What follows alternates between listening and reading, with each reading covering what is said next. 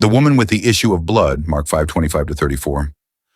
For 12 long years, her life had been defined by suffering. She was known not by her name, but by her condition, a woman with an issue of blood. Day after day, year after year, the bleeding never stopped. It weakened her body, drained her strength, and stole her hope. According to the law of Moses, her condition made her ceremonially unclean.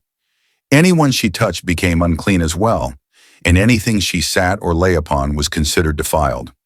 Because of this, she lived on the edges of society, isolated, avoided, and alone. She had spent everything she had seeking a cure. Physicians examined her, prescribed remedies, and tried treatments that promised healing but delivered only pain. Instead of improving, her condition grew worse. Her money was gone. Her strength was fading. Her hope was nearly extinguished. Yet deep within her heart, a small flame still burned. She had heard about Jesus. Stories reached her ears of blind eyes opened, lepers cleansed, the lame walking, and demons fleeing at his command. People whispered that he spoke with authority, that compassion flowed from him like a river, and that power moved through him without effort. One day, word spread quickly through the town. Jesus was passing by. A great crowd pressed around him, people eager to see, touch, or hear him. When the woman heard this, something stirred within her soul. She knew the risk. If discovered, she could be rebuked or shamed for touching anyone in her condition. But desperation gave her courage, and faith gave her strength. She said quietly to herself, "If only I may touch the hem of his garment, I shall be made whole." She wrapped herself tightly and slipped into the crowd. Step by step, she pushed forward. Bodies brushed against her. Elbows pressed her sides. The noise was overwhelming. Her strength was nearly gone, but her faith carried her forward. Finally, she was close. So close she could see the edge of his robe swaying as he walked. With trembling fingers mixed with fierce hope, she reached out and touched the hem of his garment. Instantly, something changed. The flow of blood stopped. Strength rushed back into her body. She knew, without doubt, that she was healed. 12 years of suffering ended in a single moment.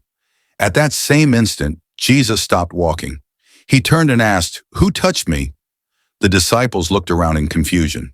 Peter replied, "Master, the crowd presses in on you from every side, and you ask, 'Who touched me?'" But Jesus insisted, "Someone touched me, for I perceive that power has gone out from me." The woman realized she could not remain hidden.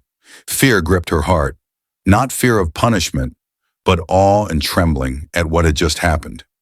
She fell at his feet before everyone and told the whole truth, her sickness, her suffering, her faith, and her healing. The crowd fell silent. Jesus looked at her, not with anger, not with disgust, but with compassion and love. Then he spoke words that healed more than her body. "Daughter, your faith has made you whole. Go in peace and be healed of your affliction." In that moment, she received more than physical healing. She received dignity, restoration, and peace. Jesus called her daughter, publicly restoring her identity and honoring her faith. She walked away not just healed, but accepted, seen, and loved. This story is an encouragement for us today. No matter how long you've suffered, no matter how many times hope has faded, reach out in faith to Jesus. He still notices the desperate touch. He still calls the outcast daughter or son, and he still says, "Your faith has made you whole."